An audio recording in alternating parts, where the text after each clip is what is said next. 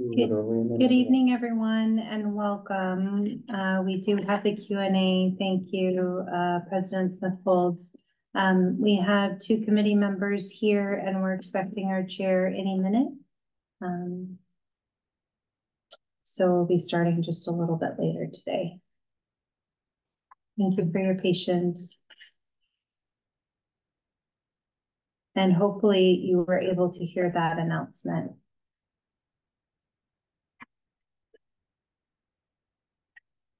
And we have someone else who's joined us remotely. We just want to say good evening and welcome. We're glad that you're here.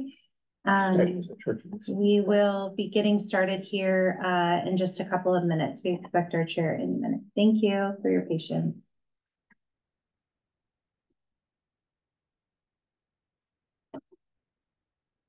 And thank you for confirming.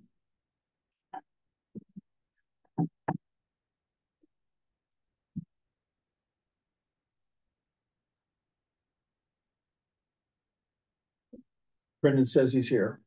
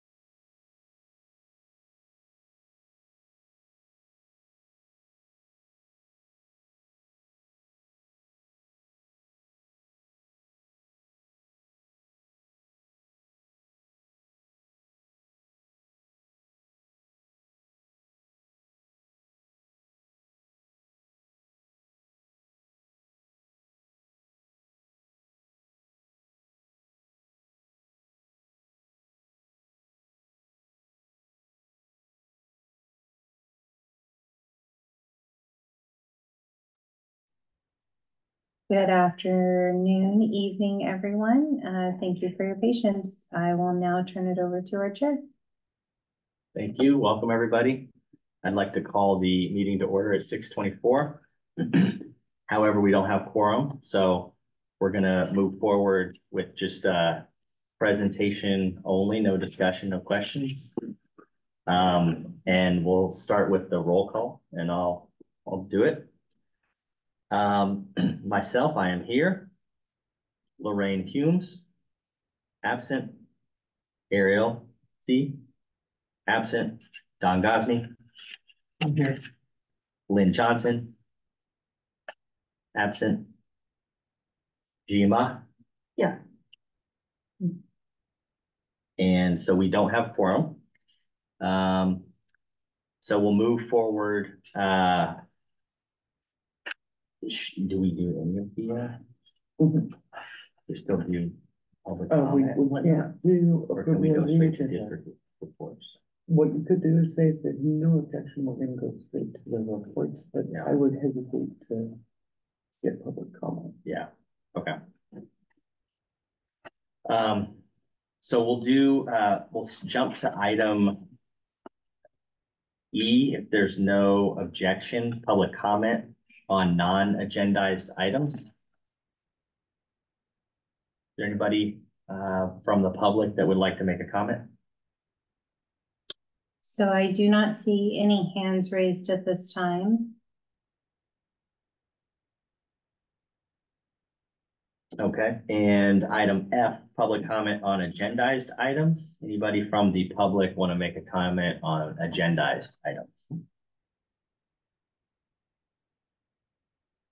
I don't see any hands raised at this time. Okay, we'll move to item G, district reports. First item is an explanation of construction procurement methods, lease back, design build, design bid build. Melissa, if you'd like to start with that. Sure, absolutely. Well, good evening, everyone. We're going to go ahead and jump here to page 5 in your packet.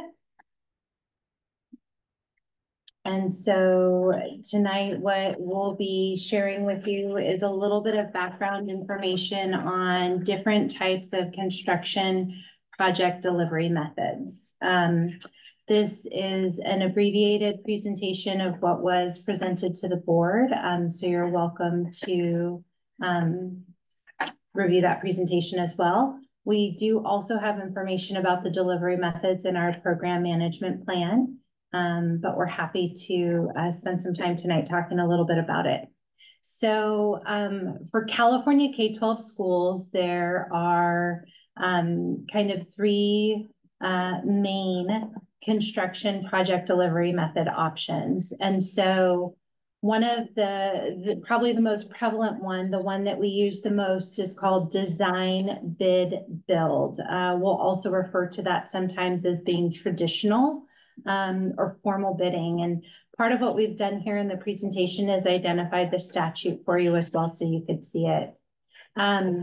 The second delivery method, design build, it has one entity, and we'll look at some org charts here in a second.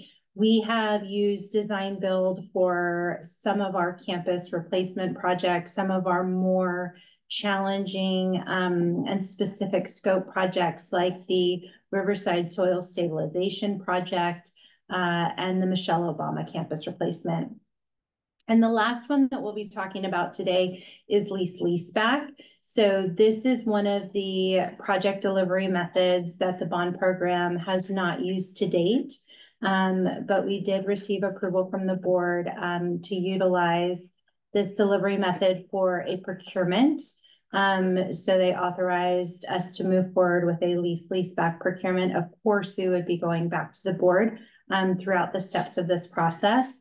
We are looking at lease-back, and we might think that that might be the best project delivery method for the Kennedy High School modernization and the Richmond High School modernization due to the complexity, size, and scope of those projects. So let's take a closer look at our delivery methods. So the first one, design bid build, the one that you see most often, you can see the district there, and typically we hire the architect. So we go out for procurement for the architect, and then we work very, very closely with the architect.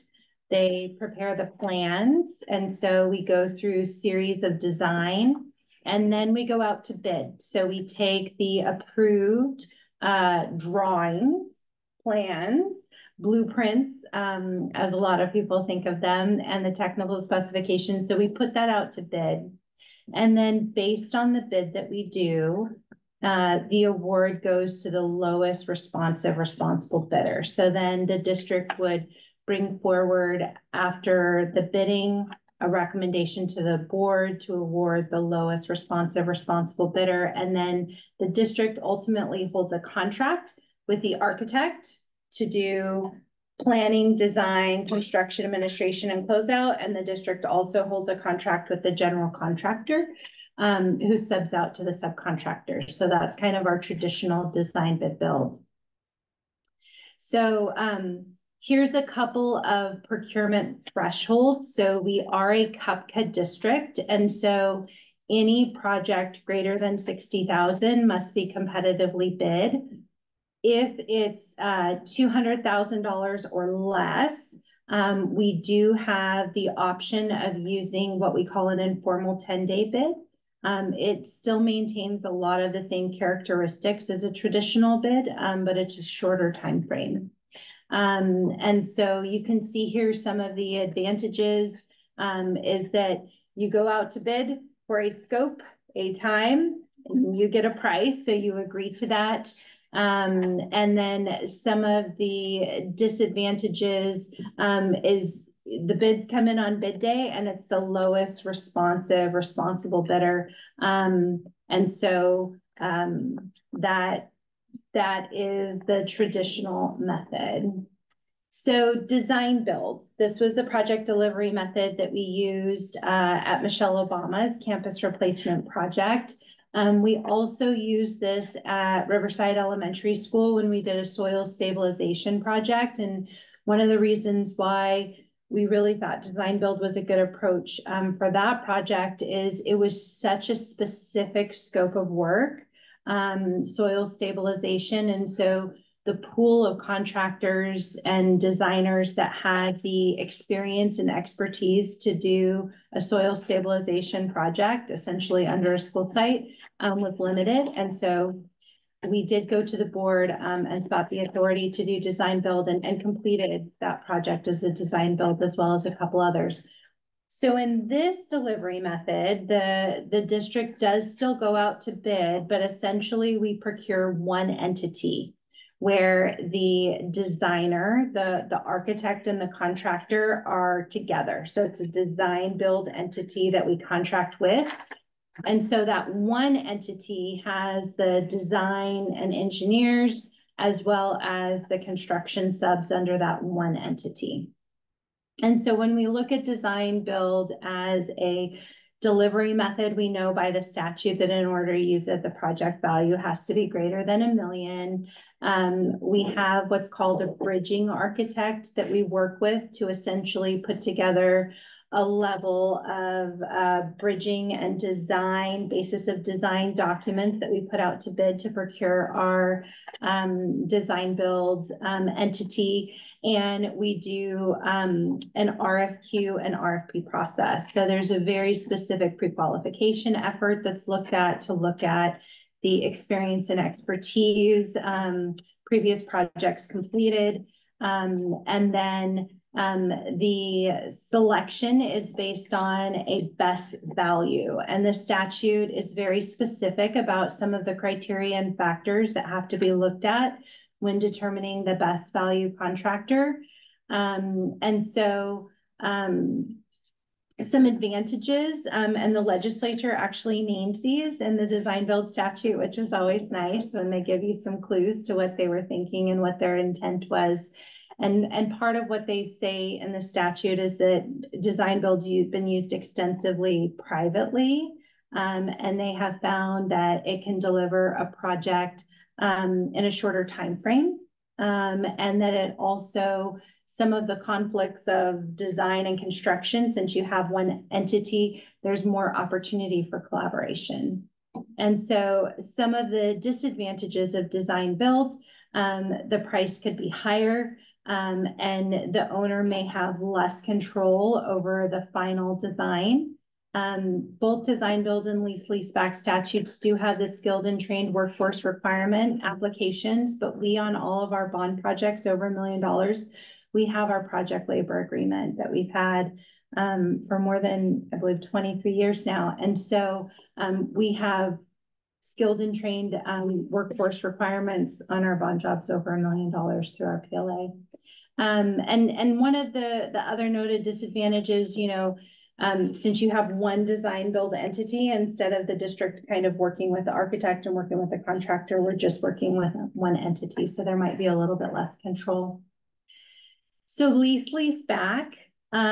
So this is a delivery method where the district, you can see it's kind of a hybrid of the two, right? So if you recall, this does look similar to the traditional design build. You can see the district does have an agreement with the architect, but what lease back provides is the opportunity for the district to go out for a lease back procurement once they have the architect under contract, to really bring the contractor, and I think in particular some of the more complex and intricate trades like mechanical, electrical, and plumbing, you get to bring them in for pre-construction services. And so you get the value of some of that collaboration that you see in a design build approach.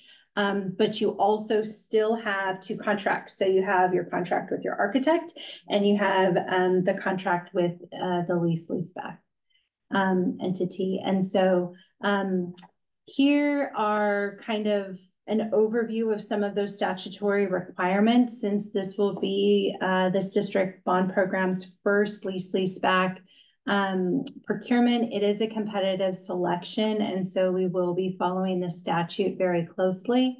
The board did adopt and publish the procedures and guidelines for evaluating best value, so it's transparent. And so we are preparing the RFP documents now. So subcontractors, very similar to a traditional bid, they must be pre-qualified too. And so lease back entity as well as the subcontractors will be pre-qualified. And so there will still be that competitive procurement process for the subcontractors. So kind of walking through the process here, solicitation of contractors. So we've kind of checked the first one off and have authorization just to go out for the procurement. We're preparing the documents now. As part of our competitive selection process, the district's local capacity building program will be included in that procurement, as well as our PLA, our project labor agreement. And so we will be advertising it, and then essentially the pre-qualification step happens first. So you must meet the criteria of the pre-qualification to then move on for the further evaluation. So here's some examples of some of the things that will be looked at in the evaluation. Clearly, pricing factors. Pricing is a top criteria in all of our procurement. We're looking for best value, previous lease back experience, previous experience working with a K-12 school district, DSA, different types of agencies. So at the completion of the procurement, we would be coming forward to the board, making that recommendation, at which time the board has the ability to approve the procurement and the award, or to potentially say that we want to look at another procurement method. And so if we did complete the procurement and then we came forward to the board with a recommendation, we would start with the preliminary services agreement for the pre-construction services, so we could start to partner our lease back entity with our architects. We do have our architects for both Kennedy and Richmond High School.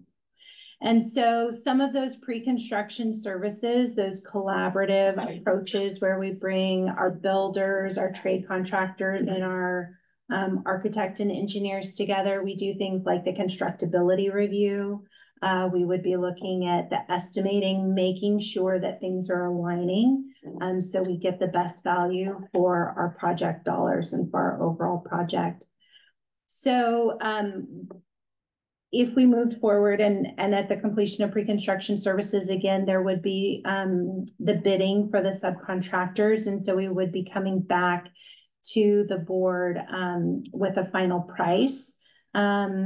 And then the leaseback contract award essentially has two components. So there's the site lease and the facilities lease that would come forward to the board.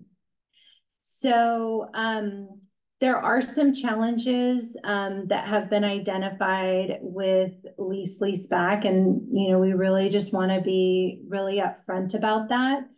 There have been some challenges in the courts.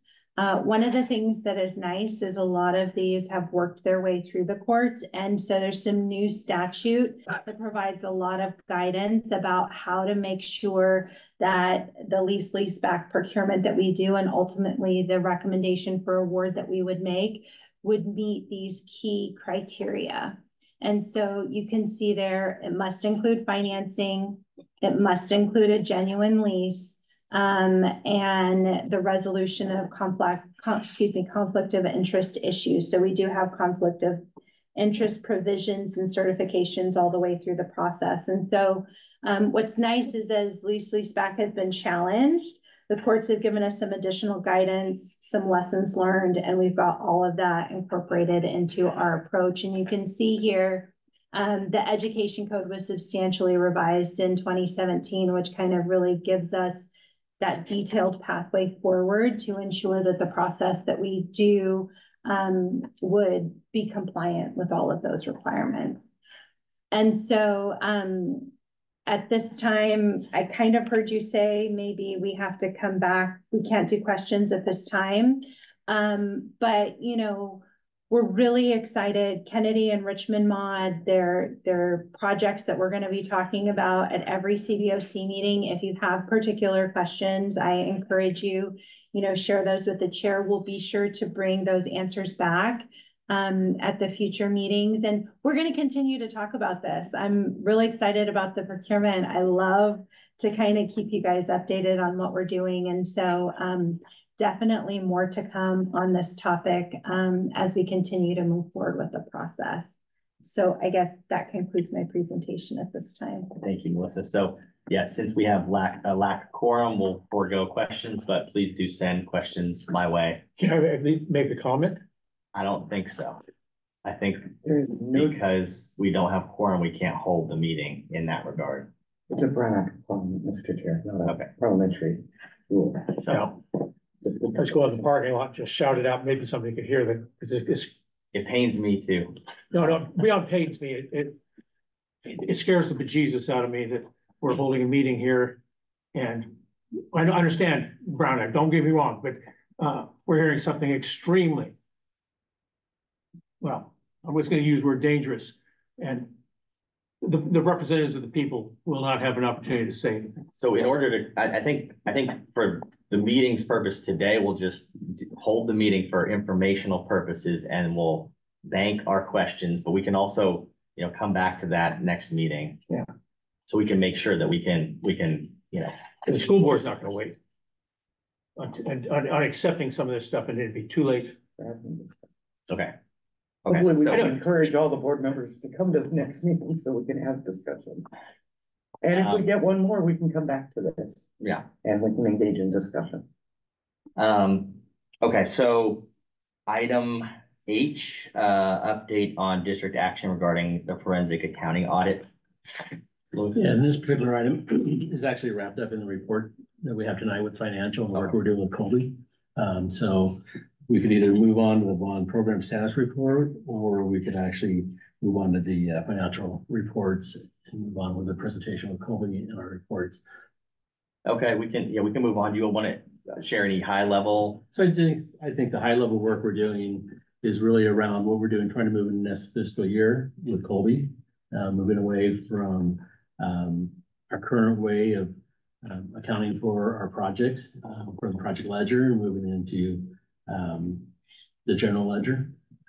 We've been doing work around that, and also around recruitment for the CBOC, and you have an item for that one as well. But I really think the work around Colby is the bulk of how we're moving some of those recommendations forward within the forensic investigation. Okay, thank you. Item I, bond program progress and status report. Is there a so we wanna preference? Move on. We can either, so the Staff. reports are in here. Ellen is out sick tonight. If Okay. you'd like me to walk through the reports, I can do that for you. Or if you'd just like to move on, we can do that as well. our intent originally was they're here for a presentation since she's not here this evening. I mean, for Yeah. information. Yeah. If you'd like to go through, we can do it.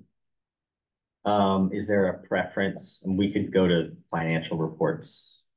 Just, Yeah, I think we're good with that. And then if you have any questions later, yeah. on the reports, you can email us. But they're pretty standard for every month, right? So it's your monthly update for April. Okay. April and May. Unless there's an objection, we'll skip I and we'll go to J, bond program financial reports. All right, well, good evening again. I have some very special guests with me here tonight, and really, really excited to share something with you. Kind of, as Lewis was alluding to, there are still some historic audit recommendations that really speak to the timeliness, the availability, and I really think the integration of our financial reporting more into our project management system and into our project reports. And so tonight I have with me the team that we have been partnering with, that's really kind of put together something incredible for our district that does a number of those things. And so we do truly believe that with the demo and the live presentation that they're going to share with you here in just a couple of minutes, that's really going to satisfy what the auditors were looking for in verifying the implementation of the recommendation is, you know, do the things that the recommendation is asking for, but also have the documentation and the demonstration of that implementation. And we believe that this new reporting portal is going to meet a number of those objectives and help satisfy a lot of those requirements. And so with no further ado, I'd like to pass it off to the Colby team that's here with us tonight so that they can introduce themselves. And while they do that, I'll be putting the online reporting module up, and then we're going to give you guys a tour. So Grant, I'll turn it over to you. Great. Well, this is Heather Buckley. She works hand in hand with me with many districts throughout California, obviously, and Texas and other states as well. But what we do here for the district, I'm the director of accountability in Colby Docs. You guys use both products here at the district. But primarily, I guess the best way to explain it is that accountability sits in front of your general ledger, meaning that all your planning, all your thoughts of projects and financial scoping for the whole program from the beginning of when you said, hey, let's start, to when we want to end, that all happens in accountability. And so that's multi-fund, it's multi-year, it's accumulated expense, it's all the bells and whistles that go along with stop notices and retentions and all the good things that happen inside of a project and the bad things that we need to keep track of. But where it takes another step forward outside of your general ledger is that your general ledger really only operates year to year. It opens in 1 year and then it closes in another year. So something lives for 1 year and then you have to recreate it, if you will, in the next year. Where accountability, it's going to have the accumulated cost and tracking of your projects throughout multiple years. And you have some large projects that are coming up right now that are going to go multiple years. So keeping track of all that expense, making sure that we're communicating that back to the public in a way that's understandable and consumable, that's what accountability does.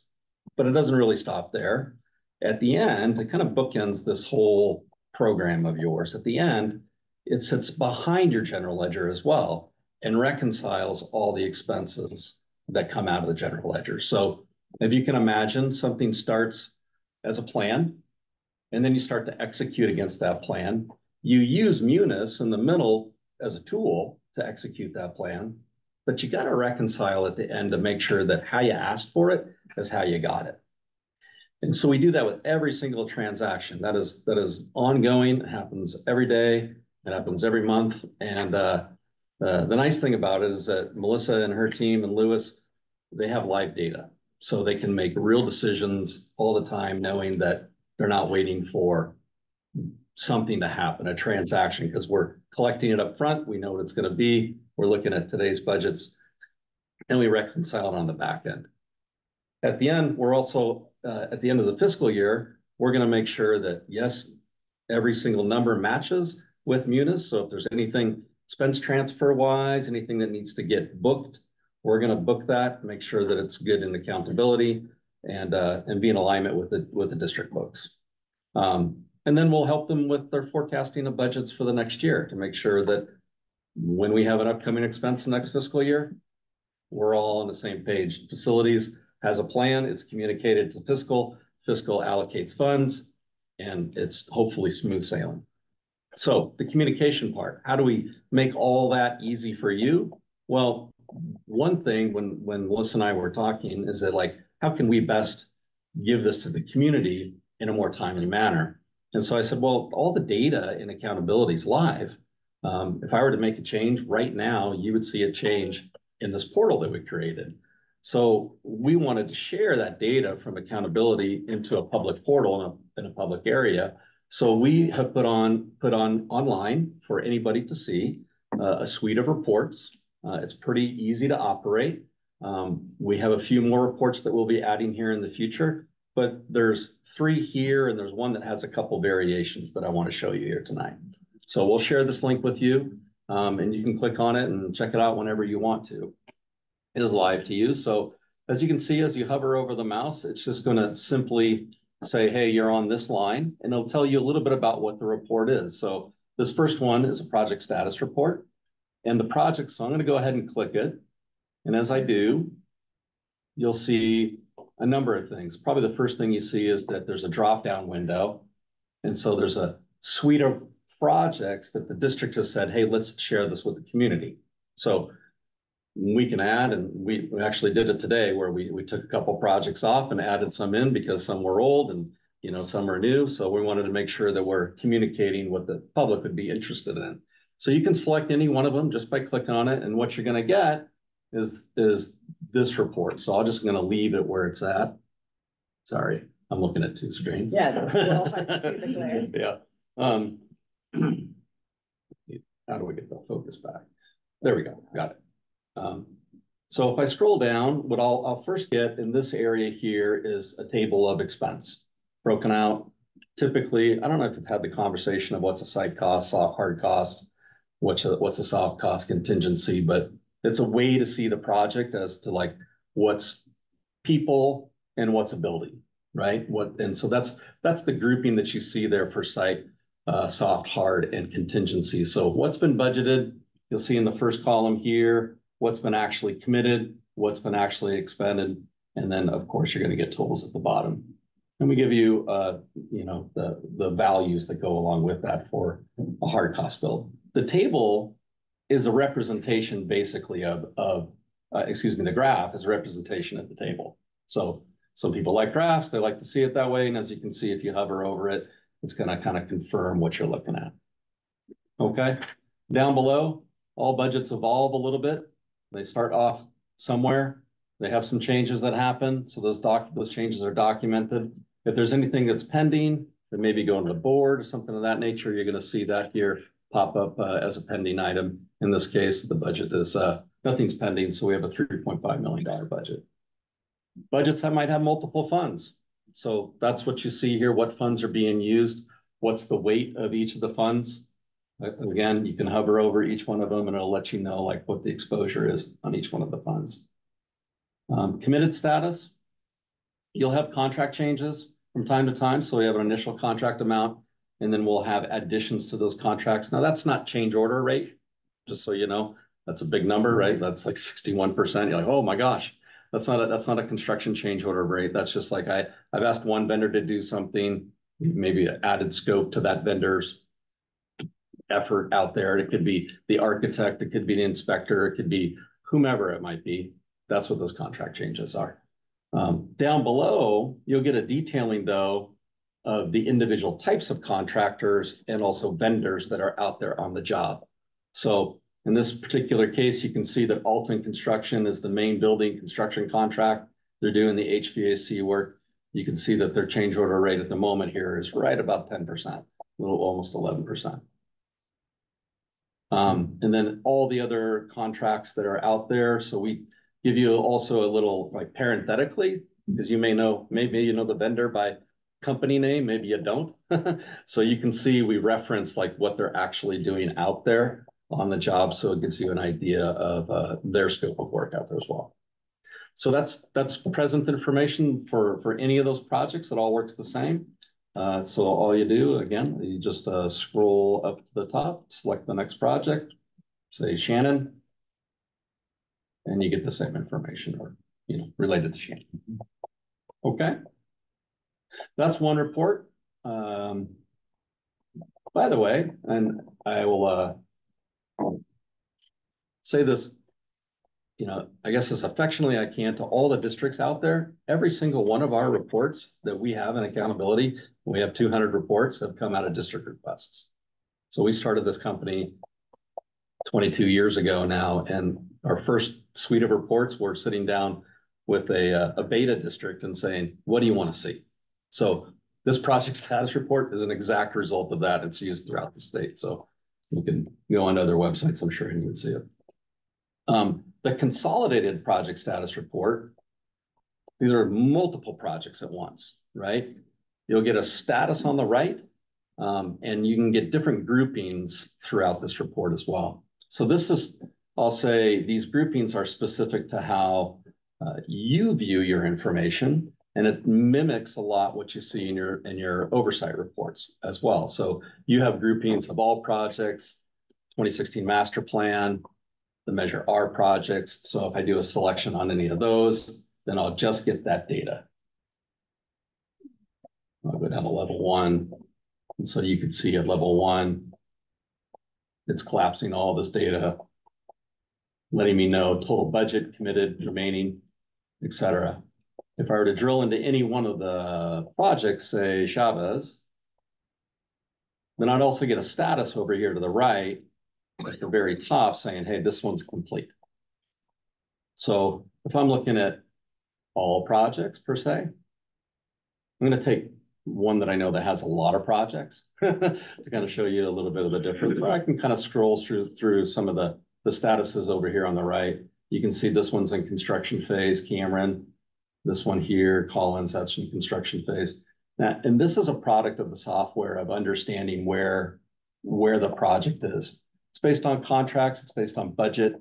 So we can change that manually if we want to, or the software will pick it up based on how the budget phases work. So you can see, again, the columns are pretty simple. What was budgeted? What's been committed? In your reporting, you have this current fiscal year paid amount on your oversight reports. So we inserted that column there so it would look and feel just like your reports. So the information, if you were to take your oversight reports now and take a look at what's here on the website, it's column for column. Okay, so it shouldn't be foreign to you. Yeah, and so, you name it. For instance, like Fairmont, this one's in the closeout process. We can see that we have a little bit of monies left over from Fairmont. So part of the closeout process therein is going to be like, where's the money going to go, right? And they're sure you're already having conversations about that, like where's the money going to go, which project is going to go to. So phases are pretty simple if you kind of look through them and try to absorb what what they might be. I think it's pretty intuitive is what I'm trying to say. A future project, right? Well, if it's future, that makes sense. I have this budget, but yet I don't have any commitments against it, right? So I have all the budget remaining. So I hope that makes sense. Construction phase complete. Trying to find one that's. We have some that are in design. Yeah, they'll be down at the bottom, like the high school. Mm-hmm. Oh, you're right. There you go. There's Kennedy. Yeah, so there's critical needs, Kennedy. That's in the design phase. Right. Modernization, that's in the design phase as well. So level 2 or level 1 will just summarize. So any of the reporting works the same way. The buttons, summary level or expanded level, the same way. That's the level 1, level 2. If I were to drill into your Measure R projects, it's a short list, right? But that's what's in Measure R. So in some of the things, so we're really excited to share this with you tonight. It's something that we've been working on. There's been a lot of changes that we've made to the portal just based on the conversations we've had here.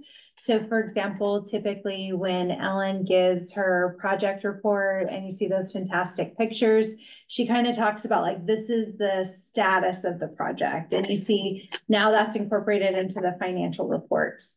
And so this is live. So anybody can go on to the internet at any time and pull this data. And when you do, and you refresh, it's going to take a minute to load because it's actually going all the way back to the data and bringing it back to you. And so we're able to see that on the back end. We've also made some changes. And so we're really excited to hear what you think. There's also some great functionality. I'm a keyboard shortcuts kind of a person. And so I like to do Control F because it helps me find things if I'm trying to find them. And if you have this website up and you hit Control F, you can type in that project you're looking for and it's going to capture it for you. And so it really is the more you get the chance to interact with the reports, you can print, right? Control P, you can print them if you still want to have the paper. But one of the things that is just, we think absolutely fantastic about this is, as Grant shared, it's kind of twofold. So I think there are two very specific things that we've talked about time and time again for the financial reports. And one of them is the accuracy, right? We have to be providing accurate financial data.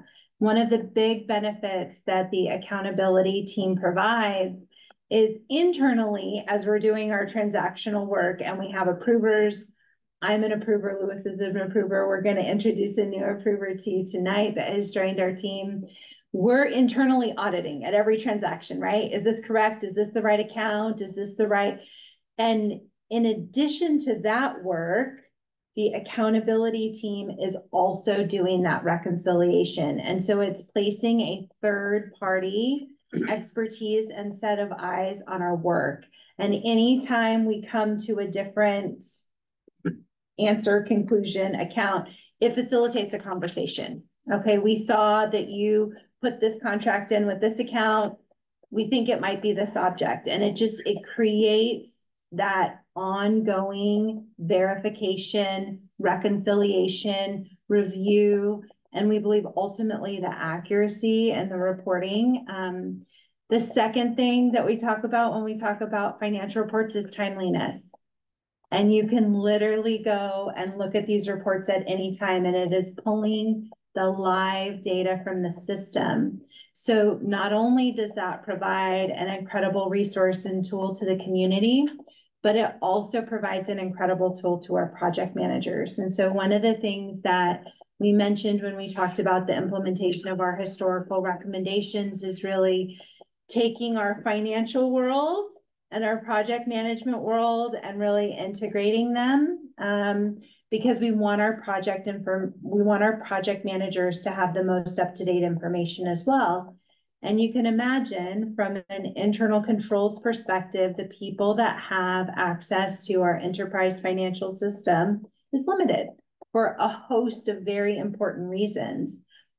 But our project financial data is available. And so this is going to help the project managers put the eyes on their data in real time as well as they're working out in the field, as well as the community. And we think that this is only going to create more opportunity for accountability, verification, and again, just, timely information. The better information you have, the better decisions you can make. And so we're taking everything we know and we're making it available more broadly, and we have additional sets of eyes on it. And so really, really excited to bring this forward. And I kind of just wanted to uplift it, a couple of those things as well. So we met with our administrative team today. We're meeting with our PM team tomorrow morning. They're all coming in. We brought it to the CVOC first. And so just really, really excited to take kind of where we are and continue to grow and learn and improve together. One last thing that I would add, and Lewis touched on it about the migration from the project ledger environment into the GL. There should be a lot of efficiency gained in that. And the reporting tool that we're creating and have created these three iterations of these reports plus others will also vastly cut down on the reporting effort that you have right now for your oversight reports. I mean, I've been involved with that, and I know that it takes no less than a complete day and a half to go through all that data the way it was being done in the past. So now that we are really, I think, using kind of all the bells and whistles of accountability and Munis together, and they're all speaking the same language here, generating these reports. I mean, these are live, and most of these reports are already your oversight committee reports, right? So I add in a few more that does the rest of the work. Well, now it's truly for your reporting. Oh, we're going to report as of this date. Click on that date, and you have your reports. They're done. You know, so that's going to be a wonderful thing for this staff here, and save tons of time for everybody else to do other important things, especially when you have large projects that need some help. And so, and thank you for that. One of the other things and really exciting updates we wanted to share with the CEOC is we have a new team member here with us tonight. And so I know we have been talking for quite some time about the vacancy for the business services fiscal coordinator overseeing the bond program. It is our great pleasure tonight to introduce you to our new official facilities business services coordinator. And so she's just joined us, and we're so happy to have her. She brings a lot of experience here at the district, great kind of fiscal oversight and program experience. And we're happy to have her. And I just wanted to give you a chance to introduce yourself and say hello. Thank you. So yes, my name is Megan Falk. I'm new. I've been here 2 weeks now, and I'm very excited to be here. I can't wait to learn and help support. Congratulations. Thank you. Thank you. And so with kind of our new, as Grant shared, one of the big fundamental components of our transition is our financial reporting, I think, was really built around the expertise of a person. And we're transitioning to having that expertise be a system so that we can ensure that their financial reports are always available, that there are other sets of eyes. Things can happen, but it's absolutely critical that all of this data be timely and accurate and available to you at all times. And we're really excited to lean on technology to, as Grant said, we still have plenty of work to do, but we're going to let the computer do some of the work that it's great at, and use kind of our collective resource to make sure that everything that you see is accurate. And so one of the next steps will be updating our program management plan, right? That's our procedures manual. It talks about what we do, to include our new team member, to really kind of speak to the availability of the online resource and the suite of reports and some other things. And the completion, I think, of implementing this process, updating our procedures manual, really then comes back to the implementation of some of those historical recommendations, and the documentation and verification of their implementation that's being achieved through this implementation that we're sharing with you tonight. And so that's kind of how it all pins back together again. Thank you. Can we check the, just to see if there's anybody online that has their hands raised or anything? I know we can't. So I have it here on my screen. So we do have 4 people joining us remotely this evening, and no hands are raised at this time. Okay. Let's go into this. We're gonna skip all the. We can do your report out. The report out here, all the reports out, but no, Report out, no discussion. no discussion. Okay. So it's a break. Okay, so since we still lack a quorum, we will be jumping over item K, item L, the action items, and we'll land on item M. And let me just say thank you to our presenters. And we'll look forward to, I apologize for not being able to ask questions today, but we'll look forward to engaging with questions and comments. Certainly. Thanks for having us. Item M, site visit committee report out. I'll keep it short. We've conducted 2 site visits in the last month or so-ish. One at Lake Elementary and the other at Hercules Middle and High School. Thank you to the staff for supporting those site visits.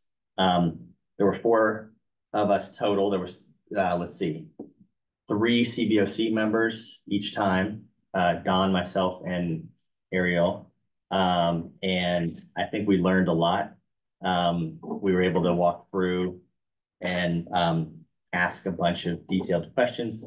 Took a lot of pictures. So I intend to put those details together and provide them publicly. We can put them on the website as well.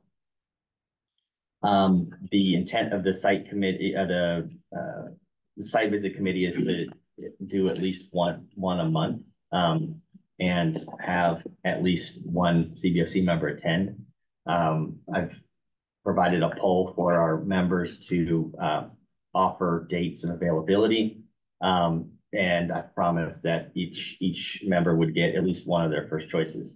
I do think it's worth, even if it's one member, hopefully it's more. I do think it's incredibly important for the members to have opportunities to get on site. We've also talked about the importance of seeing sites, projects at various stages. So even when there's just bare dirt or excavating a whole bunch of dirt, it's important to touch base and get a sense of what that work entails. With that, we'll move to item N. Member selection committee report out. We had our interview today with our 7th member. And by all accounts, I think we're all very excited.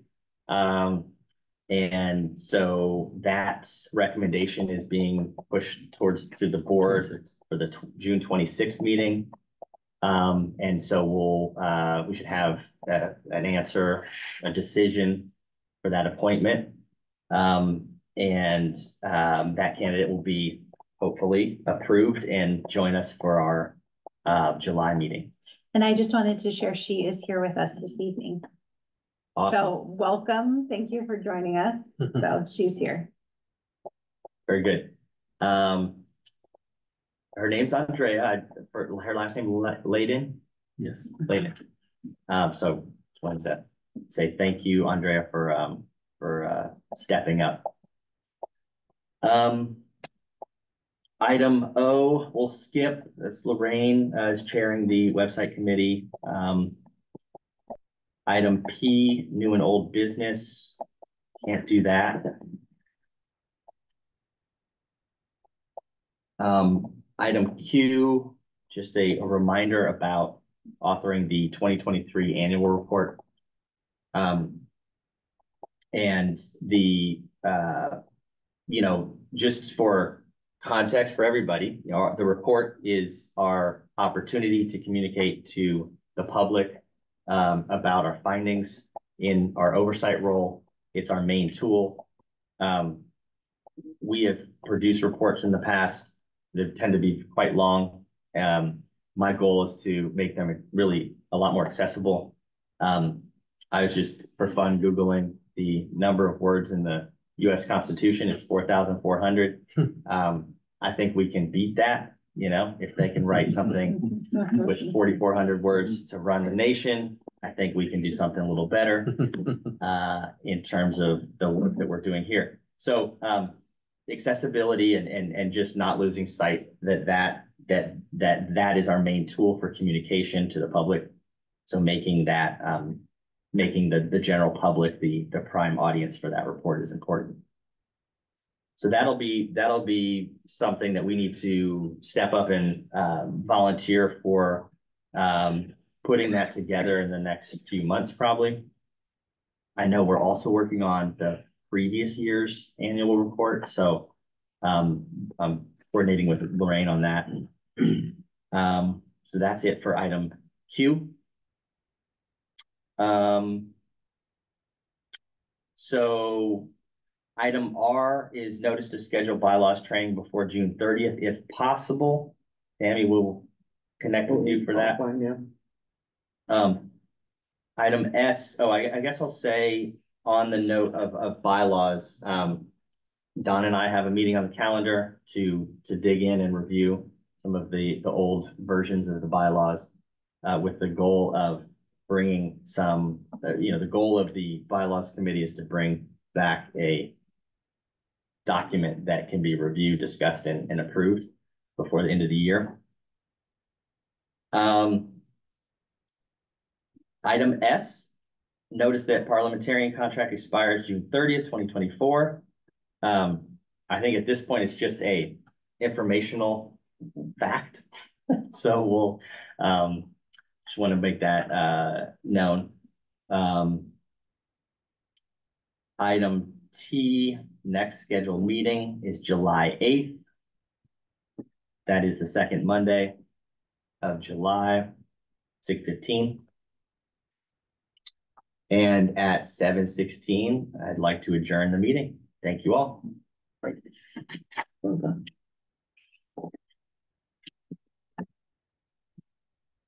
Makes it quick.